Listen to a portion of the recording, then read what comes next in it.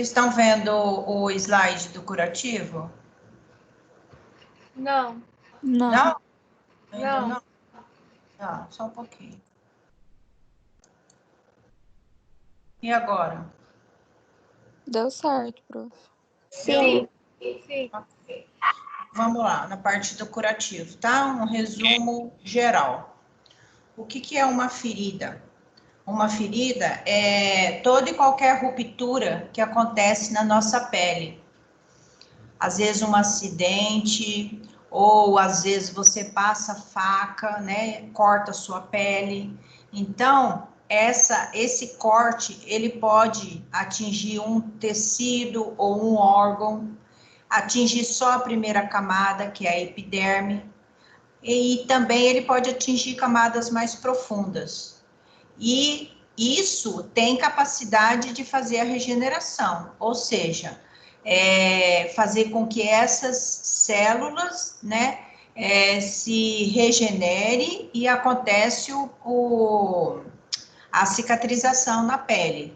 Então, todo corte, toda ferida que a gente faz na nossa pele, atingindo ou a primeira camada ou as camadas superpostas a essas, elas têm a capacidade de regeneração. Às vezes, essa regeneração vem sozinha, o próprio organismo, as próprias células vão granulando até fazer toda a constituição da pele, ou às vezes necessita de uma sutura, quando pega, quando adentra mais o tecido, o órgão, né?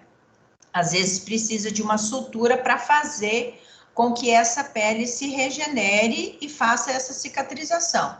Mas toda ferida é passível de uma cicatrização. Quais são as funções da pele? Ela mantém a integridade do corpo, né, porque ela protegendo contra qualquer agressões externas, seja de excesso de calor, seja de temperatura excessiva ou frio excessivo. A nossa pele é o maior órgão do nosso corpo, né, então é ela que mantém a estrutura de todos os nossos órgãos dentro do nosso corpo humano. Ela metaboliza a vitamina D. Às vezes essa metabolização da vitamina D que vai fazer com que esse cálcio vai ser depositado nos ossos, né? Então ela faz toda esse enriquecimento aí dessa absorção desse cálcio no osso. E a pele também tem um estímulo sensorial. Então, assim, se você encosta o teu braço numa região muito quente ou muito fria, ela contém ali as sensações sensoriais que vai fazer com que você afaste-se desse local, né? Então, ela tem as sensações sensoriais em todo o nosso organismo. E ela também é uma barreira contra micro-organismos. Então, a nossa pele, a pele da mão, é a pele mais fina que nós temos, e a pele dos pés é a pele um pouco mais espessa. Mas nós temos em toda a nossa estrutura esse maior órgão aí do nosso corpo humano. Nós temos 3 tipos de cicatrização. Nós temos a cicatrização primária, que é aquela que só pegou a primeira camada, só pegou a epiderme, que não necessita de você fazer uma sutura.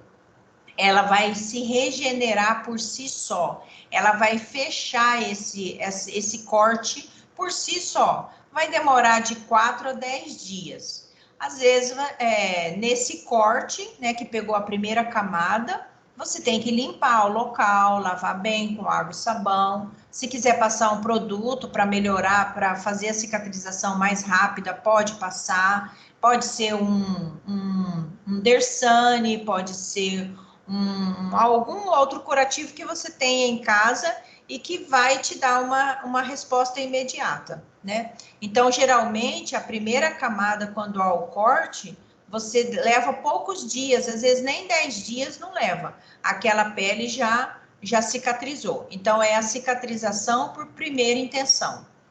Aqui nós temos uma foto de uma célula aumentada em várias dimensões, né, em várias proporções aqui, Então, nós temos uma ferida incisional e ela vai fazer a cicatrização dela por si só, sem a necessidade do quê? De uma sutura. Por quê? Porque ela pegou a primeira camada da pele, né? Então, a primeira camada da pele aqui, às vezes você fala assim, nossa, mas é grossa assim? Não, é porque foi aumentado isso aqui várias vezes, né? Milhões de vezes foi aumentado. Então, parece que é uma espessura bem grossa, mas não é, ela é 3 milímetros, né, de espessura. Então, a primeira camada da pele, ela não precisa de uma sutura, ela vai se regenerar as fibras, né, musculares, o tecido de granulação vai se regenerar super rápido e vai fazer o fechamento aí dessa ferida. Aqui nós temos a segunda intenção ou secundária, né, nos tipos de cicatrização, que as bordas não se unem por perda excessiva de tecido. Então, às vezes, perdeu tanto tecido, ou num acidente, ou por úlceras por pressão. Úlceras por pressão é quando o paciente fica muito tempo acamado, ele fica numa posição só, geralmente os tetraplégicos, né? Então, eles necessitam de uma pessoa para mudar ele de posição, de decúbito. Então, às vezes, forma ferida nessas regiões onde está mais em contato com o colchão.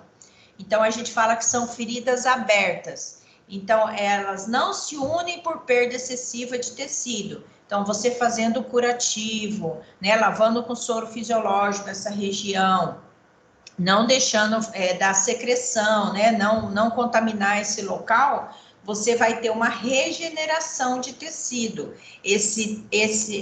Essa ferida, ela vai demorar um pouco mais para cicatrizar, às vezes até meses, por conta que ela pegou camadas mais profundas, ela não pegou só a região por fora, só a epiderme.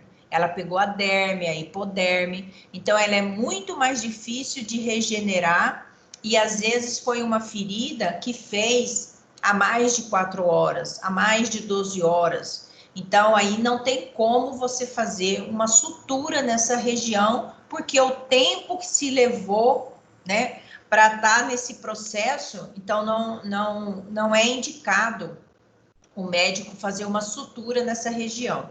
Então, geralmente, essa cicatrização acontece durante um período, durante meses que vai acontecer essa cicatrização.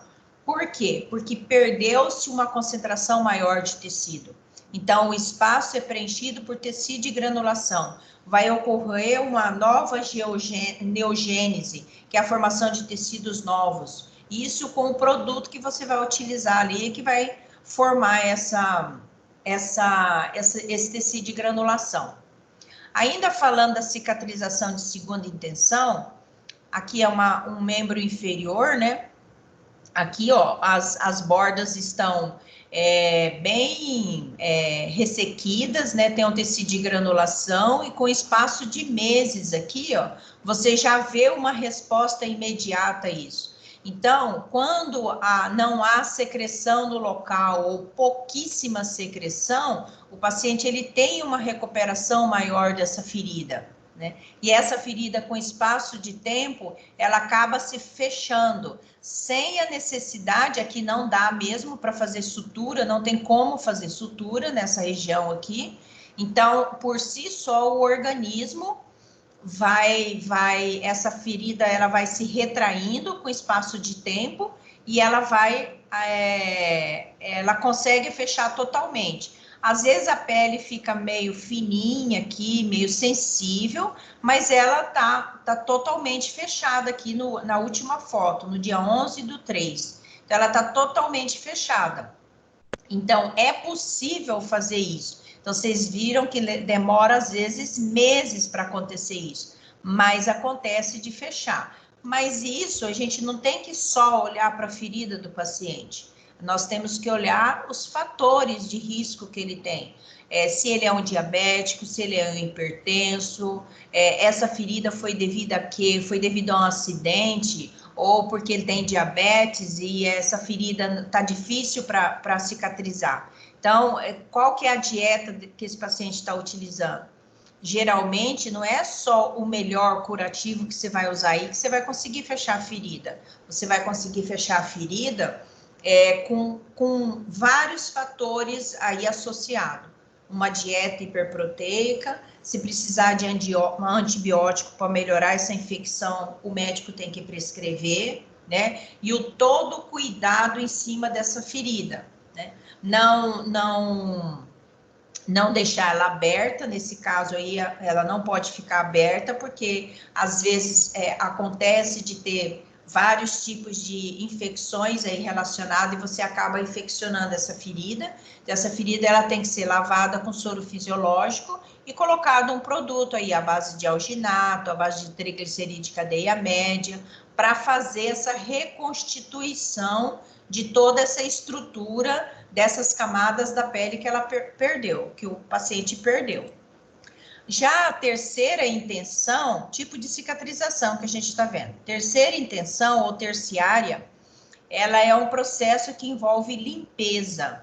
Limpeza do quê? Isso aqui é uma região coxígena da pessoa, é uma escara, antigamente falava escara, hoje fala úlcera por pressão, né? Então, é uma região que está com área necrosada, com área de fibrina, porém, nós temos umas áreas que têm tecido de granulação. Então, essa limpeza que se faz é o quê? É a limpeza de toda essa ferida. Viu que as bordas delas estão irregulares, tem uma parte sangrando aqui, né? Esse paciente está com uma sonda vesical, porque é uma região de difícil acesso. Se não passar uma sonda, acaba contaminando mais rápido essa ferida aqui, por conta que às vezes a diurese vai nessa ferida. Às vezes o paciente não está conseguindo controlar as suas micções, e aí acaba extravasando urina para cá e infectando mais ainda essa ferida. Então, a limpeza que a gente faz é passar soro fisiológico aqui e retirar essas áreas de necrose, que são células mortas, que não têm finalidade para mais nada. São essas regiões escurecidas aqui, ó, nas bordas e na face interna dessa ferida aqui. Então, existe vários tipos de desbridamento. Existe o desbridamento autolítico, que é aquele que você pode fazer com produto químico. O TCM tem grande chance de você recuperar essa ferida, retirar esse processo de célula morta, porém demora-se muito para acontecer isso, porque ele é um processo devagar, é um processo muito lento, que o paciente, a família, o hospital, todo mundo tem que ter paciência para isso, porque demora-se muito. Então, você pode fazer com produto químico, ou também, existem outros produtos, claro que você pode fazer isso também, ou então desbridamento cirúrgico, ou desbridamento mecânico, que é o médico que vai fazer, porque aqui nessa região, ó, já pegou a parte muscular. Então, o médico, ele vai levar esse paciente para o centro cirúrgico, vai ter anestesia, e aí ele vai, com auxílio de um bisturi, levantar essas áreas que estão pretas, né, aqui com auxílio do bisturi, e vai cortar ela por baixo. Nesse corte, ele vai ter que ser mais rente a essa ferida que está com tecido morto do que a própria pele do paciente. Senão, a probabilidade de sangrar é muito grande. Então, essa limpeza que a gente faz esse desbridamento, é para quê? É para formar novos tecidos nessa área. A partir do momento que você retira essa pele, essa célula morta que está nesse local, essas áreas de secreção que está aí, essa ferida, ela vai criar outro olhar. Você vai olhar a ferida de uma outra maneira. Ela vai estar limpa, ela vai estar sem secreção, sem fibrina, sem área de necrose. A partir daí, ela já começa com tecido de granulação, a formar novos tecidos, né, para fazer a recuperação dela mais rápida. Às vezes você fala assim, mas essa ferida fecha? Ela tem possibilidade de fechar se você fizer todos esses procedimentos que eu te falei.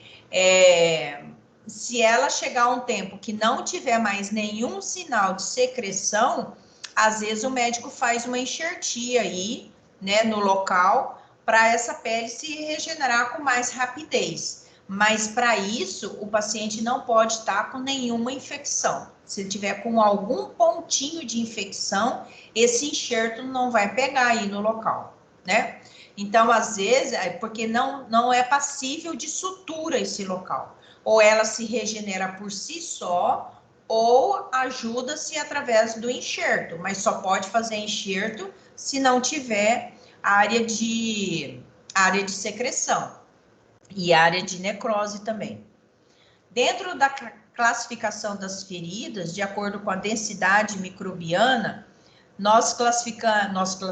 autores classificam as feridas como limpa, que é aquela que o médico ele faz sem quebra de asepsia, ou seja, ele não contaminou nada. O material dele estava intacto, sem contaminação, a luva ele calçou sem haver a contaminação. E não envolveu o sistema respiratório do doente, nem o geniturinário, nem o alimentar, nem o orofaríngeo.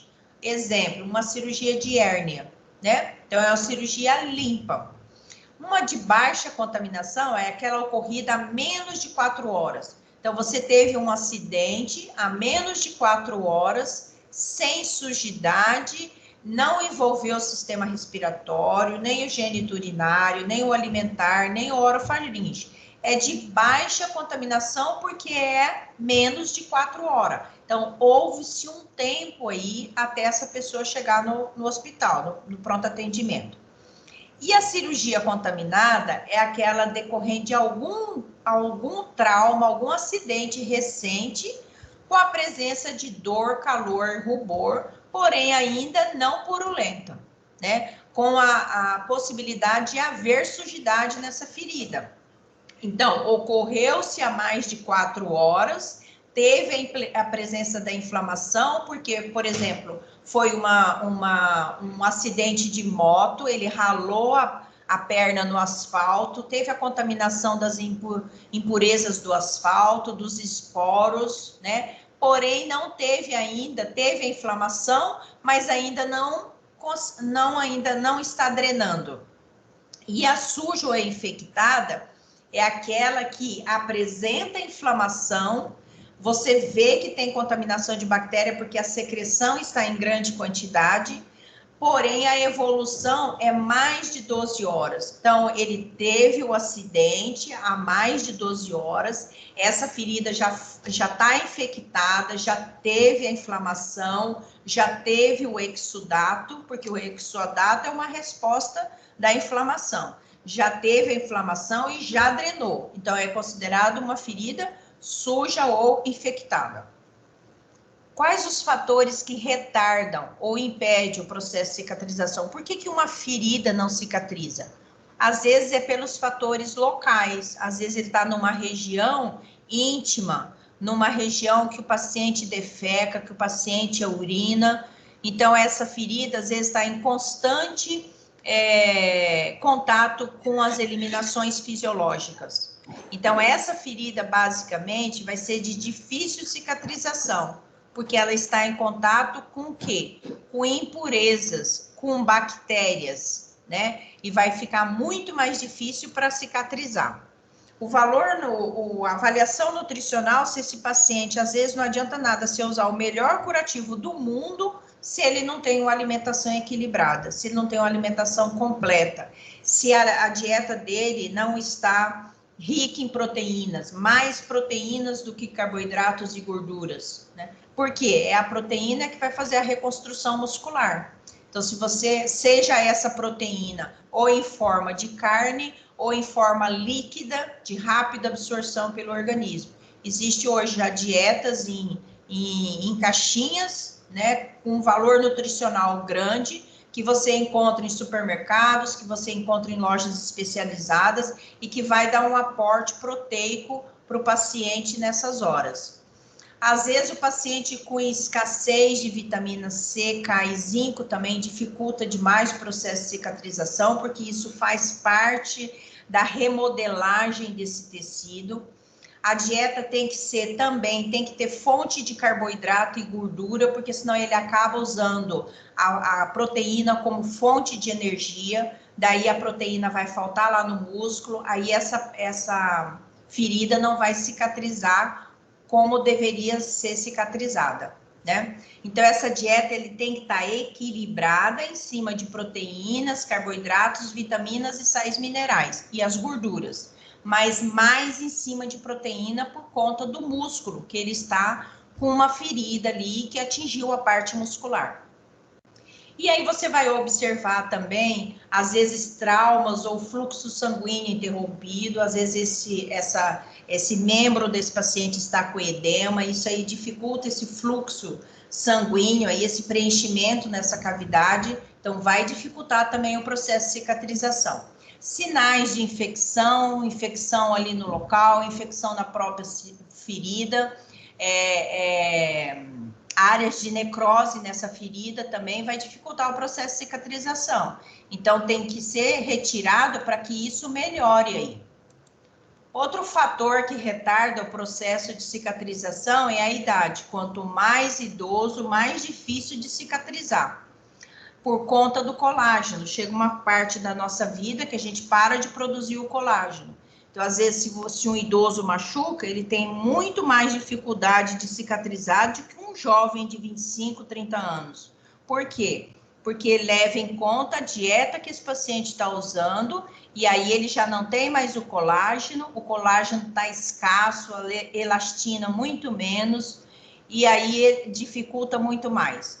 Sem falar que se esse paciente tiver uma patologia de base, tipo diabetes, uma hipertensão, um Alzheimer, alguma doença que carrega com ele, então isso aí vai dificultar ainda mais esse processo de cicatrização.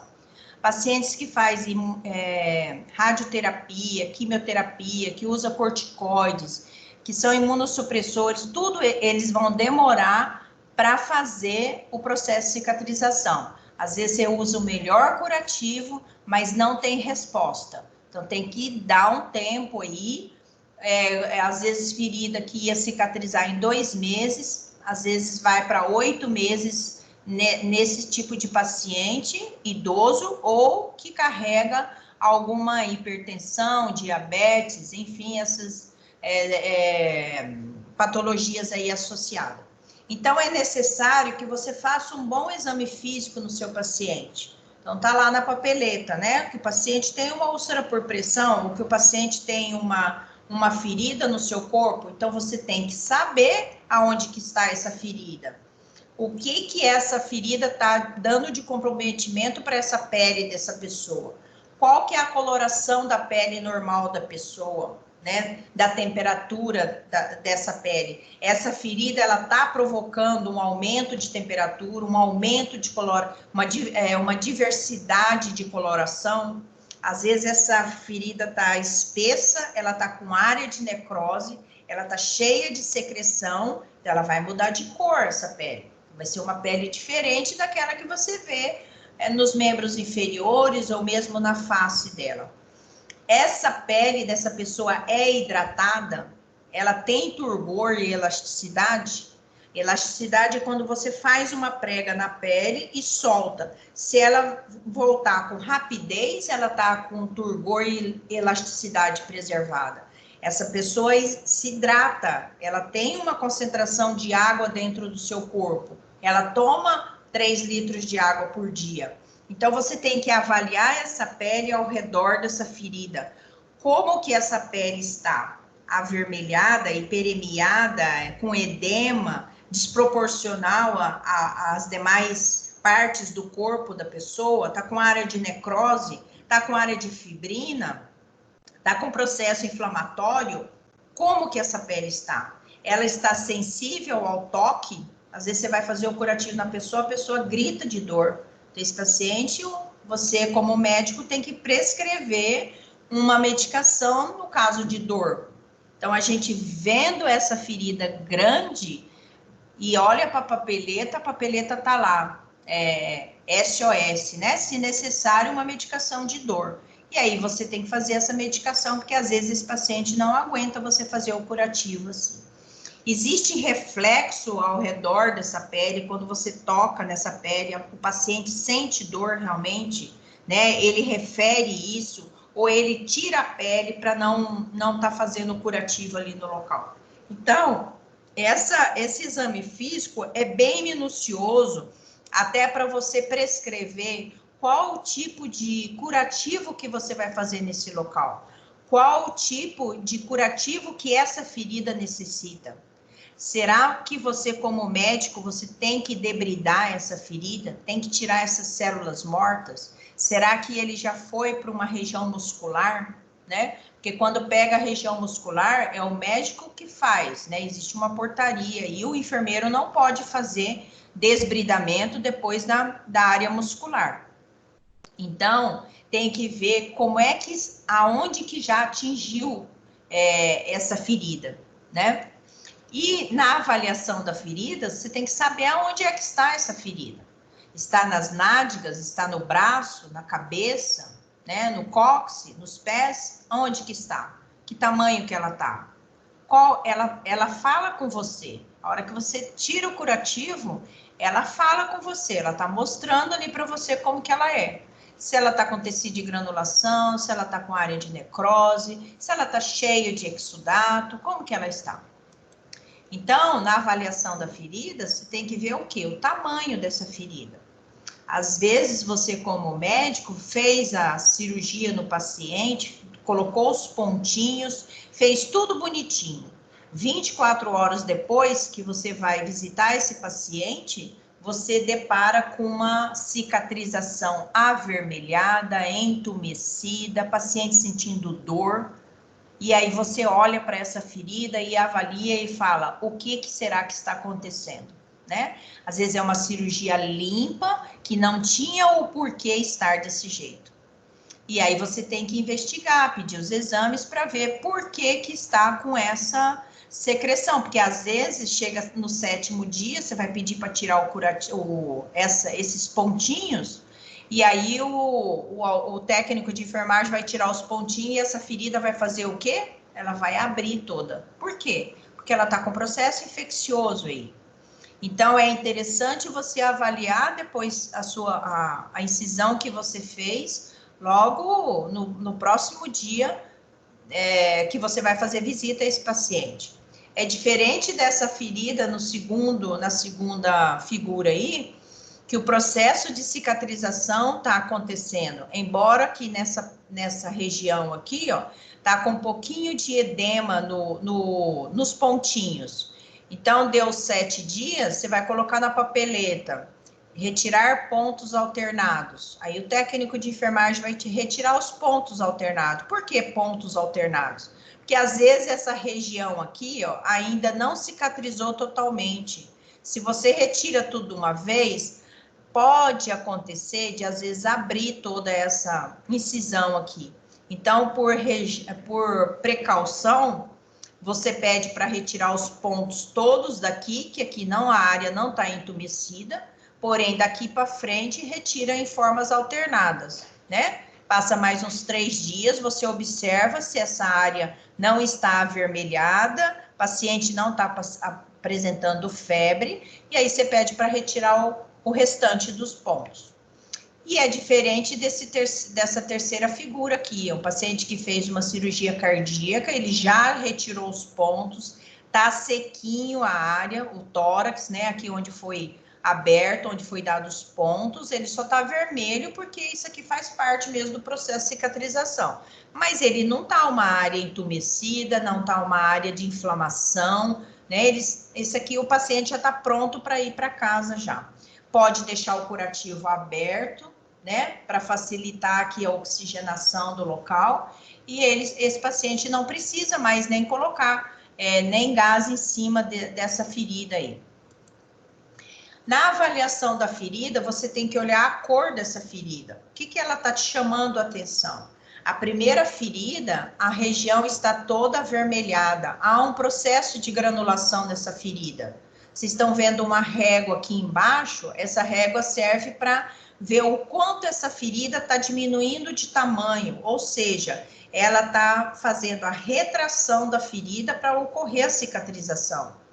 E aí você vai me perguntar, essa ferida cicatriza? Ela cicatriza, desde que você não leve uma infecção para ela e desde que você faça os cuidados necessários. Lavar com soro, sempre com soro fisiológico, nunca colocar água oxigenada em pele de paciente, porque a água oxigenada, além de não fazer nada, ela faz um ressecamento na área e acaba prejudicando o processo de cicatrização. Então, essa régua é para você saber se o produto que você está usando, você está tendo uma resposta com essa cicatrização dessa ferida. Já a segunda ferida, tá uma ferida com bordas irregulares, sinal de eritemas, né? Dor, calor, rubor. Ao redor dela, ela está empalidecida.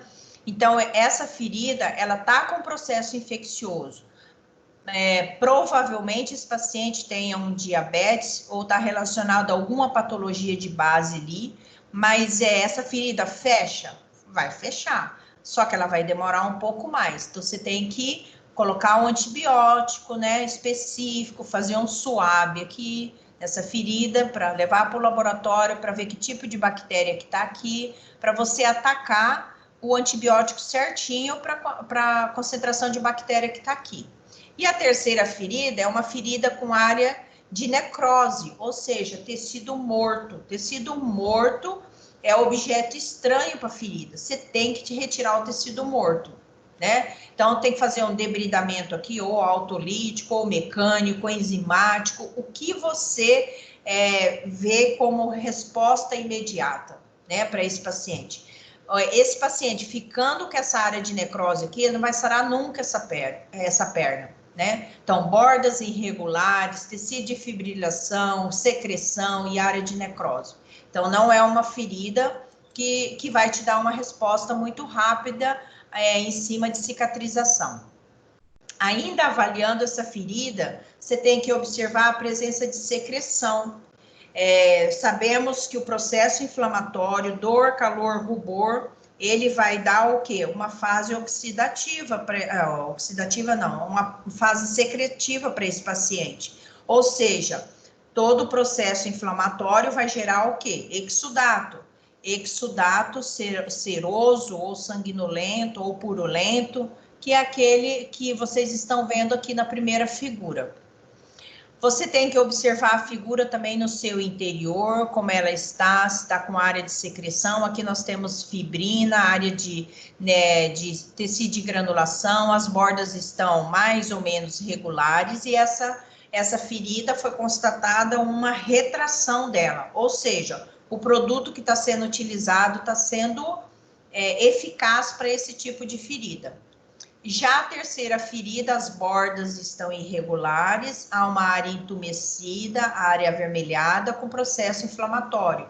Essa ferida ela vai demorar muito mais para cicatrizar.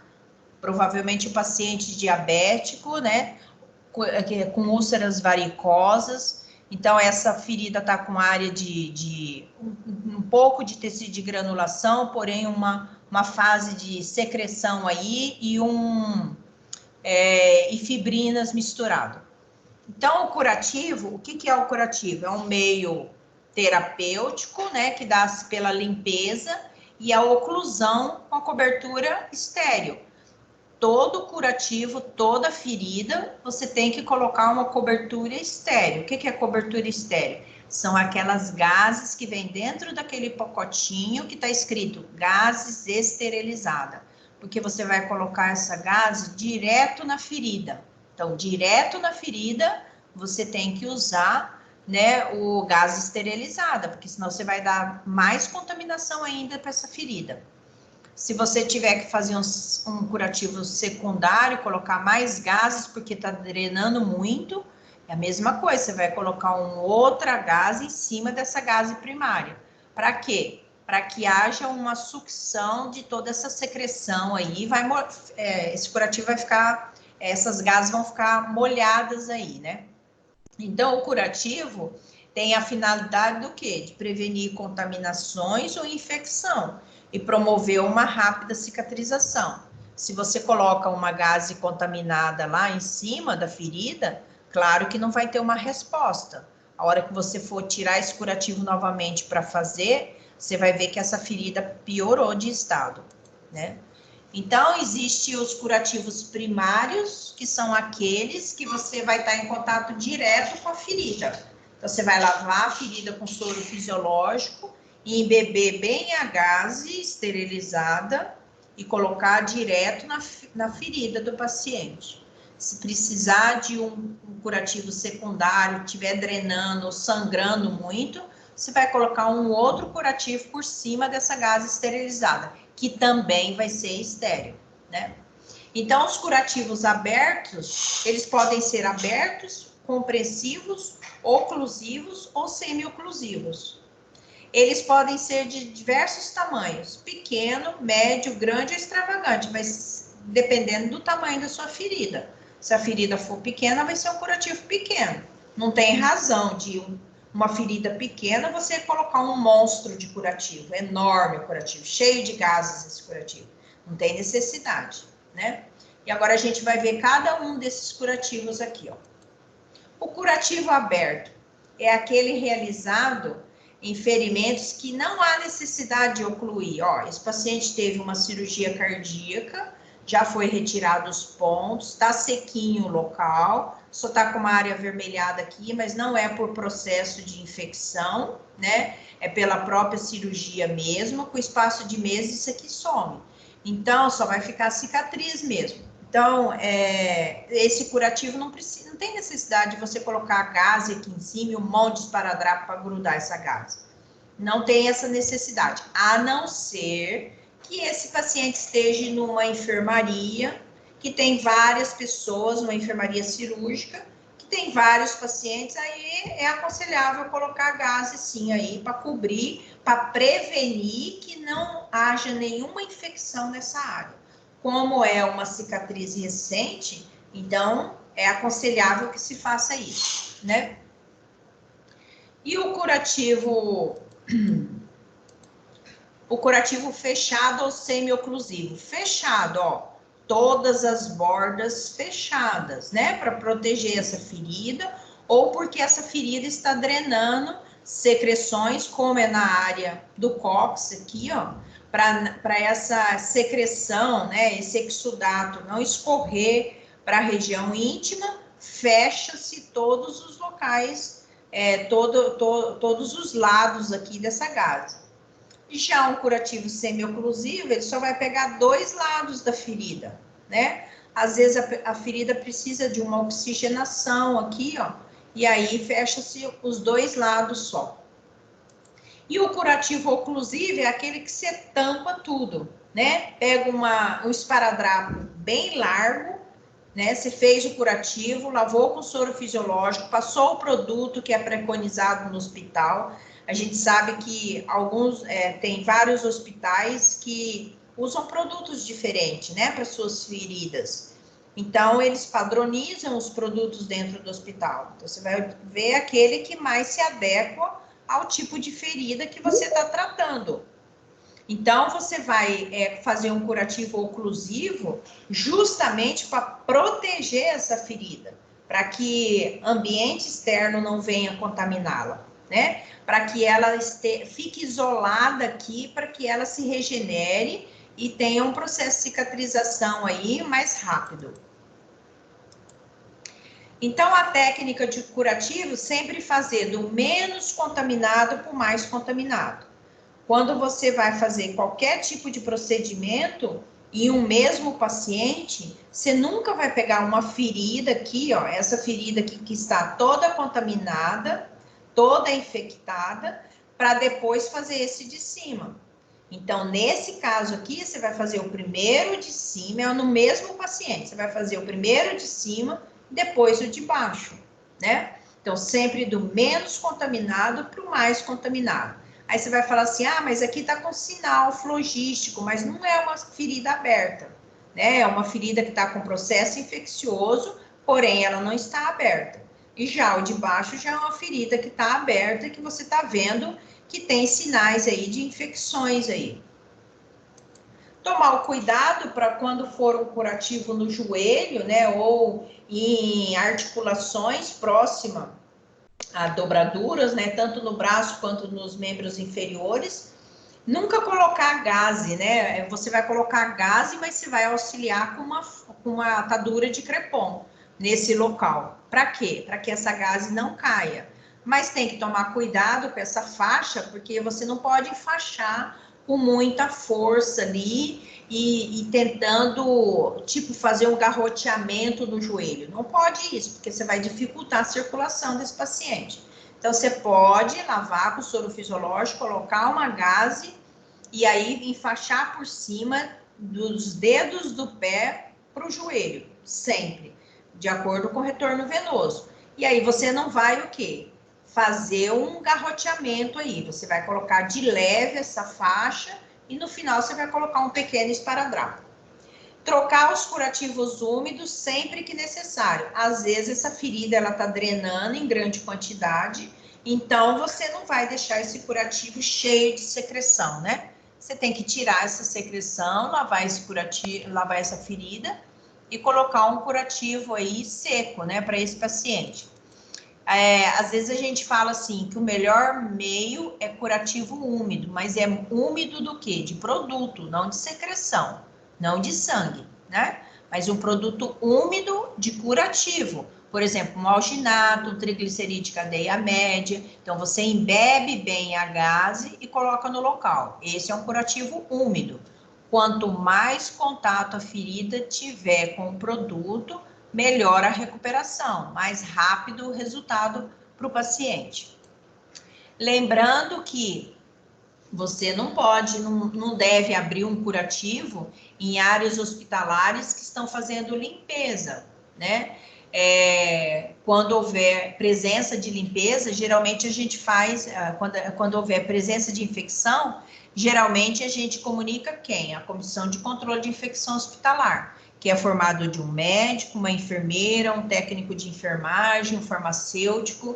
Então, o que ele vai investigar, o que realmente está acontecendo ali no local, que esse paciente, às vezes, era uma cirurgia limpa e ele acabou, a ferida dele acabou abrindo depois que retirou os pontos. Então, tem que ser investigado para saber o que está acontecendo ali no local.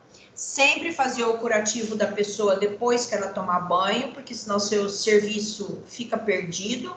Se ele vai tomar banho depois, ele acaba molhando esse curativo que você fez, né? E sempre, às vezes, está limpando o quarto, você nunca vai abrir curativos ali para você ver, porque isso aí, essa limpeza desse quarto vai estar espalhando micro-organismos, né, pelo ar, está subindo ali aquela névoa de produtos, né, que essa pessoa ali está dispersando.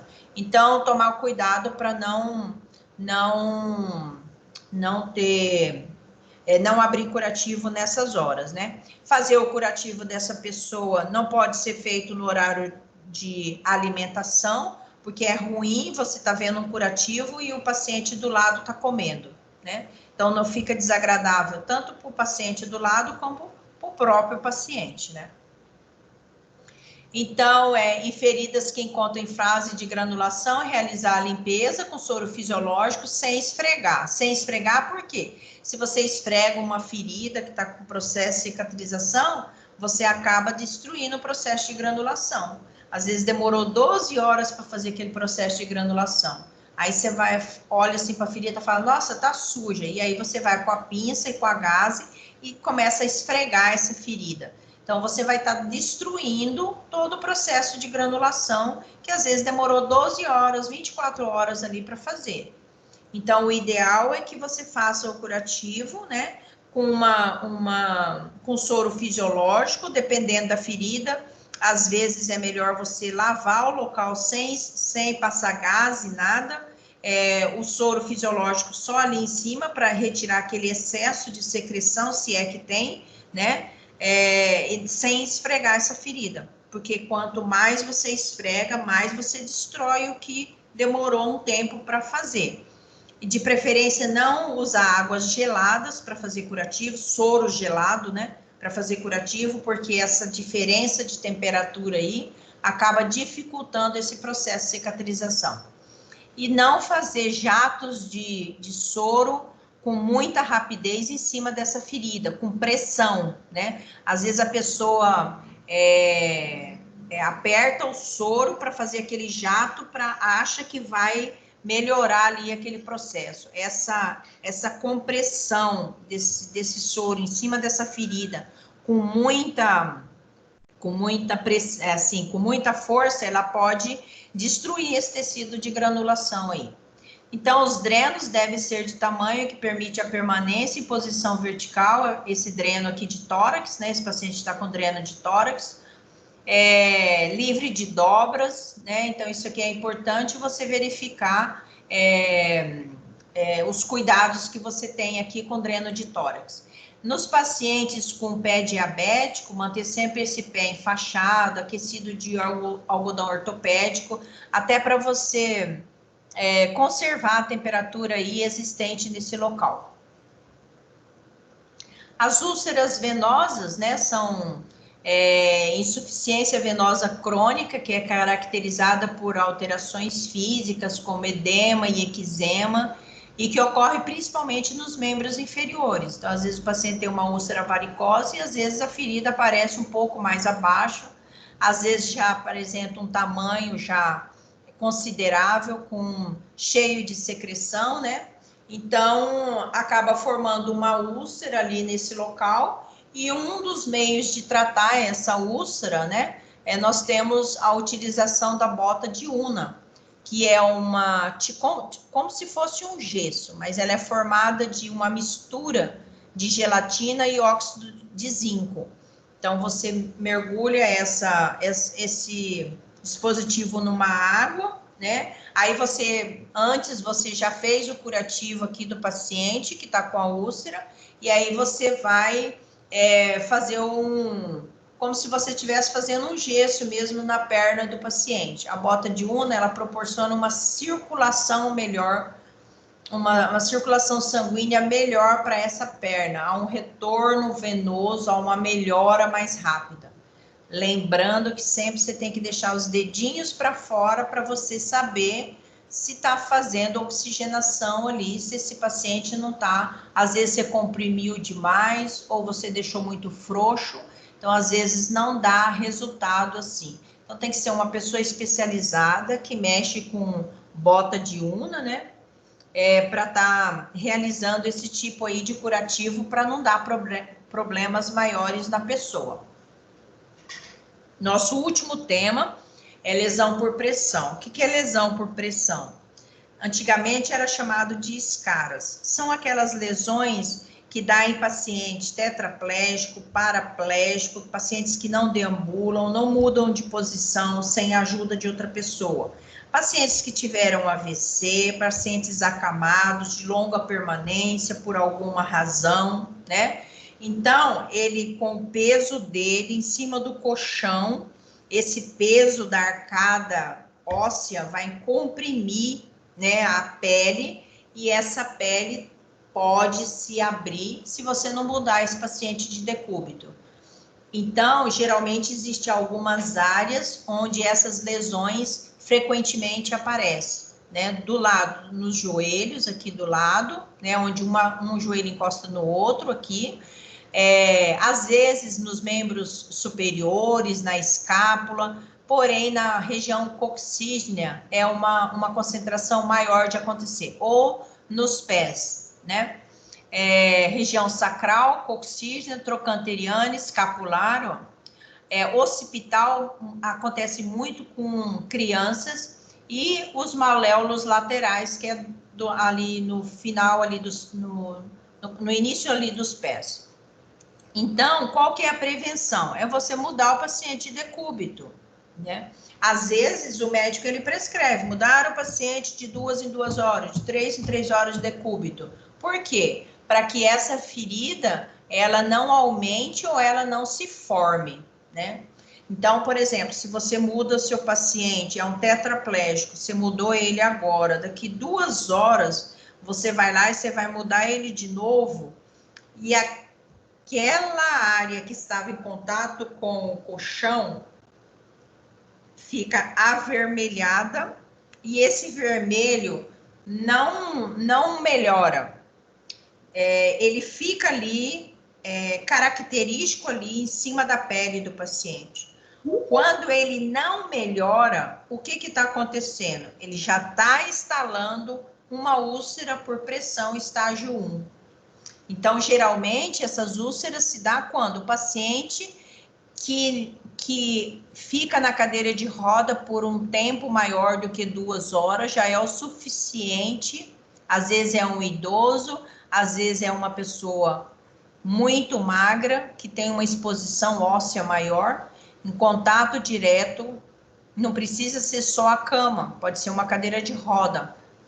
Às vezes ele fica 2 horas numa posição só, isso é o suficiente para dar uma lesão por pressão. Então é interessante o paciente mudar, né, o funcionário o técnico de enfermagem, a equipe de enfermagem, né, mudar esse paciente de 2 em 2 horas. Aí você vai falar assim, mas o funcionário só vai ficar mudando o paciente de posição? É rápido, isso aí é coisa rápida. Você pega um coxim diferente, você pega um travesseiro que estava na cabeça, você põe nos pés, enfim, você muda o paciente de 2 em 2 horas, a probabilidade de o paciente não ter uma lesão por pressão é grande, né? Então, quanto menos contato ele tiver com o colchão, numa concentração maior, é melhor, né? Então, as úlceras por pressão, elas são classificadas de acordo com o estágio dela. Estágio 1, 2, 3 e 4. O estágio 1 é aquele que você mudou o paciente de decúbito, olhou 2 horas depois, a vermelhidão acontece. A vermelhidão não desapareceu. Então, aí já está instalado a úlcera por pressão estágio 1. Ou seja, às vezes a região aparece avermelhada, com alguma destruição de tecido. Vocês estão vendo aqui no primeiro estágio aqui, ó, região avermelhada, porém esse vermelho ele persiste e vai até abrir essa ferida. Aqui nós temos, ó, estágio 1. Então, a região fica dolorida, endurecida, amolecida, ela fica com uma temperatura diferente daquela temperatura do próprio organismo da pessoa. Às vezes você apresenta uma tonalidade de pele diferente, bem mais rosada, né? E aí você muda esse paciente de decúbito e não melhora. Então, úlcera por pressão, estágio 1. Úlcera por pressão, estágio 1, ó, o vermelhidão que eu falei para vocês, ó. Ele permanece no indivíduo. Aqui, ó, nós temos uma célula, né? A primeira camada, a epiderme. Então, atingiu já a epiderme, já está com região avermelhada. Qual que é o tratamento? Deixar esse paciente do jeito que ele está aí e fazer com que haja uma mudança de decúbito para não acontecer isso do outro lado, né? Do corpo dele. Ou colocar ele de bruço, ou colocar ele de peito para cima, né, posição ventral, mudar ele aonde está com a área avermelhada, deixar livre, né, para oxigenar melhor. É bom fazer massagem? Não é bom. Por quê? Porque a epiderme está dolorida, a epiderme está machucada. Então, se você fizer massagem, essa pele pode abrir mais rapidamente do que se você não fizer a massagem. Então, o que você vai fazer no local? Não vou fazer nada. Não, o paciente vai tomar banho, você pode passar um triglicerídeo de cadeia média aí, que é um olhinho à base de óleos vegetais, ele vai penetrar na pele e nutrir as células por baixo. Então, ele vai dificultar um pouco mais abrir essa pele, né? Porém, se o paciente continuar nessa posição aí de massacre desse lado aí da pele, ela vai acabar abrindo. Ó, o estágio 2. O estágio 2 já está bem proeminente, o paciente continuou na posição, né, numa posição só, há uma perca parcial da derme, né, Tá bem avermelhado, pálido, com esfacelo aqui, ó. Na outra figura dá para ver melhor. Às vezes aparece bolha preenchida, né, com exudato seroso, às vezes ela rompe e às vezes não rompe. Aqui a outra figura, ó. Segundo estágio, ó, esse esfacelo que eu falei para vocês, que aparece ao redor da ferida. Às vezes ela já se abre aqui, ó, e às vezes ela ainda fica meio entumecida aqui com as bolinhas internas. Se continuar o paciente comprimindo essa região, que ele não consegue mudar de decúbito, essa pele vai abrir, né? Às vezes ele não consegue mudar de decúbito sozinho. Aqui, ó, estágio 3, perda do tecido em espessura total, ou seja, atingiu a epiderme e a derme, né? Então, não há exposição de ossos, tendões e músculo. Atingiu a epiderme e a derme, porém tem túneis.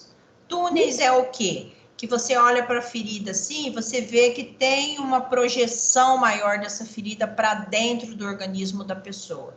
Então, são os famosos túneis. Às vezes a ferida tá pequenininha para você, e aí quando você abre essa ferida e faz a limpeza nela, ela parece que ela aumenta para você.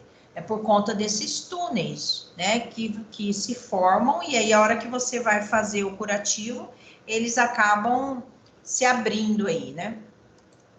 Aqui, ó, estágio 3, né?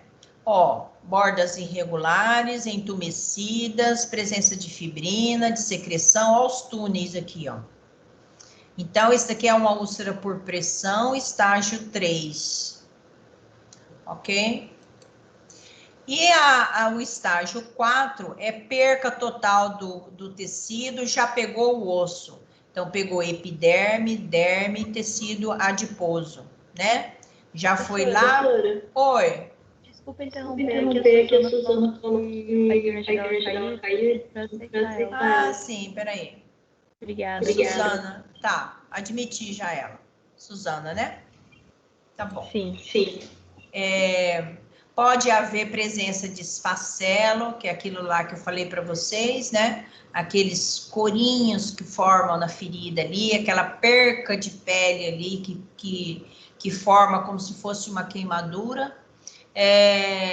E tem o deslocamento dos túneis, tá? Então, vocês têm que saber classificar se está no estágio 1, no 2, no 3 ou no 4, tá? O estágio 4 é o estágio que pega a parte óssea, pega a parte muscular. Então, se nessa região aqui apresentar algum tecido de célula morta, né, de área de necrose, quem tem que fazer isso é o médico. O enfermeiro não pode fazer esse desbridamento quando atinge a parte muscular, né, a parte de tendão. E o estágio 4 já é aquele estágio, né, que pegou a parte óssea, que a gente estava falando lá anteriormente, tem os túneis, né, vocês viram que a ferida, quando você abre a ferida, é uma ferida pequenininha, um curativo pequenininho, só que quando você vai limpar essa ferida, que você vê o túnel lá dentro, que se comunica até com os órgãos, né? Então, é mais difícil para fazer a cicatrização nesse estado aqui. Ó, bordas entumecidas, avermelhadas, irregulares, processo inflamatório, né? Então, às vezes demora muito mais do que uma ferida com uma extensão maior, um tamanho maior. Né? Essa daqui você olha, você fala, a ferida é pequenininha. Quando você vai ver, você vai se deparar com os túneis, né? E essa aqui, ó, estágio 4, ó. Tá vendo? Toda a parte muscular visível. Então, esse paciente é um paciente idoso, de difícil recuperação, ele tá com úlcera por pressão em várias regiões do corpo dele, ó. Né? Então, até é difícil mudar esse paciente de decúbito. Porém, tem que ser feito, né? Porque senão vai aumentando cada vez mais. Então, para esse tipo de curativo aqui, tem que passar, vocês como médico, teria que passar um produto, um remédio para tirar a dor desse paciente, porque porque na realidade isso aqui dói muito. E a não classificável, ou seja, ela não é classificável em estágio 1, nem estágio 2, nem estágio 3, nem estágio 4. Ela é indefinida a classificação dela. Indefinida. Por quê? Porque ela pega tudo além daquilo que eu já falei para vocês. Pega a parte muscular, pega tendão, pega túneis, pega material secretivo, pega esfacelo, sangramento, enfim. É difícil um paciente que deixa ficar nessas condições, ele se recuperar, né? Então, vai depender da idade dele, vai depender do que tipo de produto que está usando.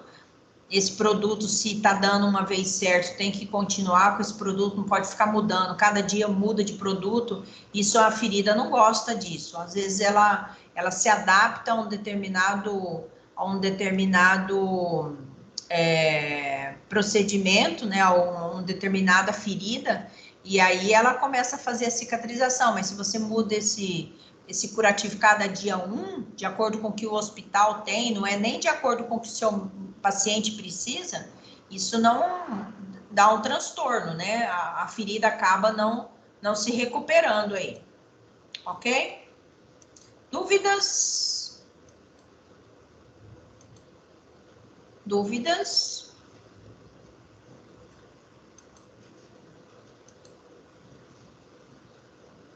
Uou!